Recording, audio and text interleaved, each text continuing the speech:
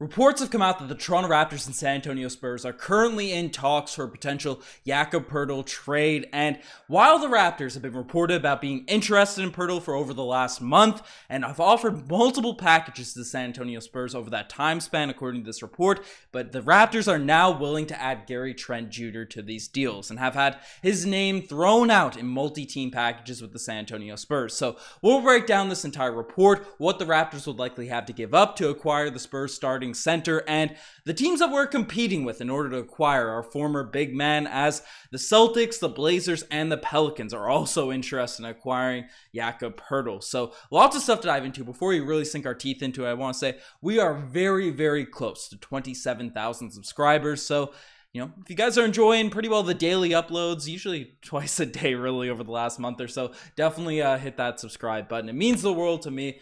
Keeps you guys up to date on the Toronto Raptors. But let's dive into the news, and we gotta take a look at this report because the trade deadline is upon us. Over the past month, we've heard day after day new reports, new things coming out about what the Toronto Raptors could potentially do, and Jakob Poeltl has consistently been a name that's been brought up. And it feels like the first domino has fallen this morning as we saw our first trade go down. The Washington Wizards end up trading away Rui Hachimura to the LA Lakers for a few second round picks and Kendrick Nunn. So not the most earth-shattering trade, but means GMs are sort of ready to go, ready to deal out some trades, and we got some more insights in what the Raptors could be doing for this Jakob Poeltl situation. As from Spurs.com, they've come out and said that the Toronto Raptors were serious about acquiring Poeltl about 6 weeks ago. According to two league sources, the Raptors are main focused on completing a trade for Poeltl, and their offers to the Spurs have been described as increasingly aggressive. So, obviously a lot of the news and reports coming out about Masai Ujiri's trades over the last few weeks have been, they're astronomical. He's looking to finesse teams and all that sort of stuff, but they're getting increasingly aggressive, indicating that we're getting closer and closer to a reasonable deal going down. He went on to say that while Toronto is said to have multiple trade offers on the table for Poeltl, a league source told me that the offer has gained the most traction so far is a 3-team trade that also involves Gary Trent Jr. Now, this is interesting. This is intriguing. And I know a lot of Raptors fans might need a Raptors therapy session. Usually we're doing these on the live streams, but people are going to be a little bit cheesed that Gary Trent Jr.'s name is thrown into these potential trade packages. Because if you look at Gary Trent Jr., the player, he's an absolute beast, right? That's Jakob Poeltl stats. Gary Trent Jr., 19 points per game this season, 2.4 rebounds, 1.5 assists.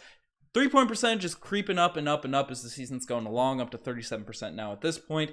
And he's playing solid defense. His steals have increased from last year, now up to 1.8 per game. And he's just a guy that's 24 years old. Yes, he's a free agent come this summer. Yes, there's rumors that he might be disgruntled with the Raptors. And every single trade report seems that Gary Trent Jr. is on his way out from Toronto, but is still a guy that Raptors fans just don't want to give up. Now, I'm sort of in that boat unless we get a massive haul in return. And Jakob Poeltl, I don't know. I don't know if I'm sold on him being the perfect return package for a Gary Trent Jr. Because, if you look at Jakob Poeltl's stats, I kind of mildly showed there, right? 12.2 points per game, 9 rebounds. He's 3 years older than Gary. He's more assists at the center position, 3 assists, but 1.2 blocks, 0.8 steals.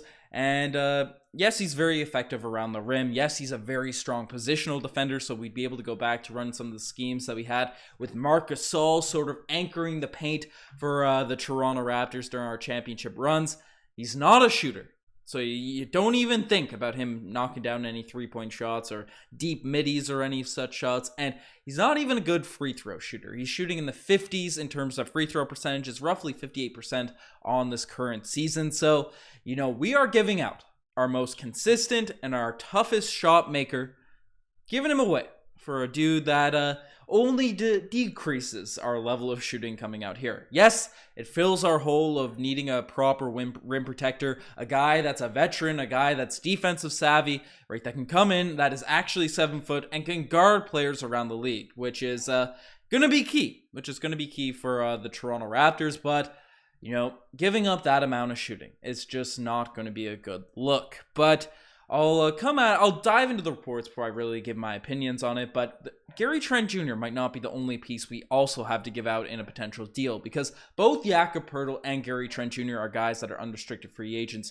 come this summer, so Gary's not going to have the amount of value that a lot of people sort of would expect for him given his current stats situation, especially with all the rumors that he's disgruntled. I mean, you have a disgruntled player like Rui Hachimura, not even close to the level of Gary, but they can still force their ways out. So if league executives think the Raptors might be getting desperate with Gary Trent Jr., they can really decrease the asking price for him on the open market. I mean, the Wizards only got three second round picks, for a guy that was a lottery talent a couple years ago, and when healthy has shown some promise, and one of those second round picks was like in 2029. So the market's not really there when you don't really have the leverage, but Gary Trent Jr.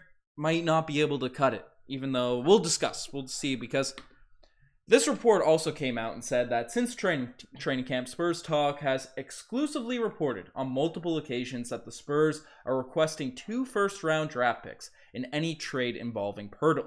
Recently, other outlets have confirmed that indeed that is the San Antonio Spurs asking price. According to the team source that I talked to, according to Spurs.com, or the current outlet that I'm referring to, the Spurs don't plan to budge from requiring 2 first-round picks to complete a Poeltl trade. Now, if we have to attach picks, Gary Trent Jr. and picks, first-round picks, to the San Antonio Spurs and any potential package, that's just a hard no. I mean, he's an unrestricted free agent as well this offseason. Jakob Poeltl would be, so why on earth would we be giving up future draft capital and stuff for a guy that we're really giving up because of the money situation? That also feels like kind of a need for the Toronto Raptors at this point. So, if the Toronto Raptors are giving up draft capital on top of Gary Trent Jr., we are getting finessed in that type of package.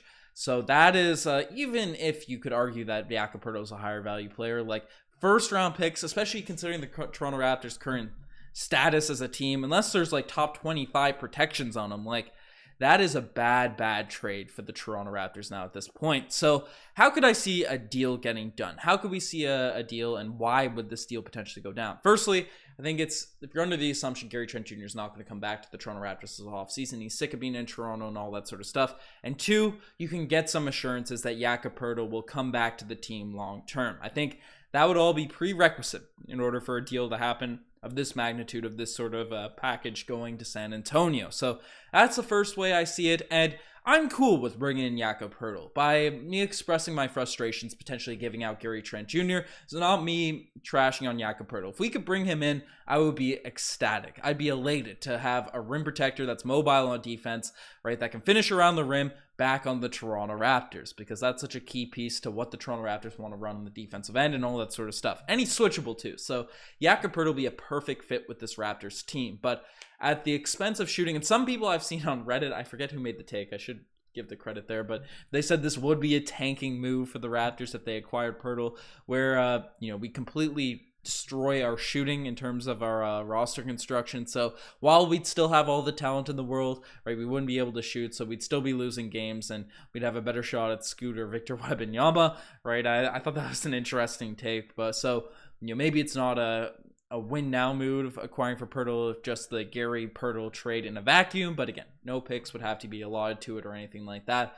But I don't know, it's Poeltl would be cool. Gary Trent Jr. going out would be tough, but the reason I'm also thinking that we'd have to send out a package that would be more than you'd like to see as a Toronto Raptors fan in order to acquire Poeltl is because the teams that we're competing with, and I discussed this earlier on in the video, but there are a lot of teams that are interested in Poeltl at this point. And the biggest one that really got their teeth sunken into in this article is the Boston Celtics, as multiple league sources say that they are very interested in trading for Poeltl. The Celtics reportedly see Poeltl as a perfect fit to fortify their front court as they gear up for a championship push. I've been told that Boston's latest offer is a completely unprotected 2028 first-round pick.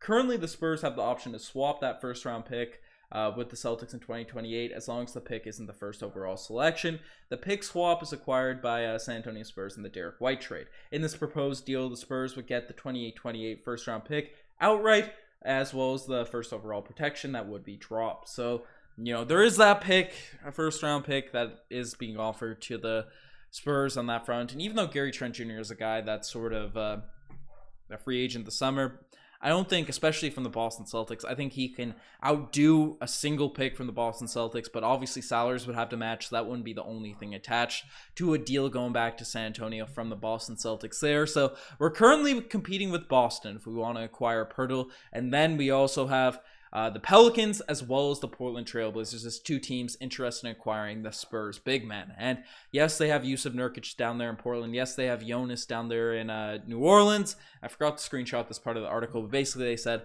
both of those teams, you look at Jakob Poeltl as a better fit for their current roster construction. So there's a lot of people. Poeltl is in high demand out there on the open market. What would you guys end up giving up for, what would you guys like to see the Raptors give up if we are to acquire Jakob Poeltl? I'd love to see him back on the Toronto Raptors, but just not at an absolutely ludicrous asking price. So let me know in the comment section below. You guys are best for making this far. Subscribe to the channel if you guys haven't already. And if you do want to bet on any of these trades potentially going down, definitely check out the Cool Bet Sportsbook. You can use the link down in the description below. They're a sportsbook that you can bet on every single Toronto Raptors game, NBA game in general, and really any sport you want to bet on. And we currently have some odds in terms of Toronto Raptors players getting on the move, and Gary Trent Jr. is the guy that's been brought up in this video, and the Atlanta Hawks, the Chicago Bulls, the Wizards, Spurs aren't there currently to bet, but you can also, if you don't think any of these deals are going to go down, you can bet on the Toronto Raptors, him staying with the team if you want to sort of speak this not into existence, a potential Gary Trent Jr. trade. So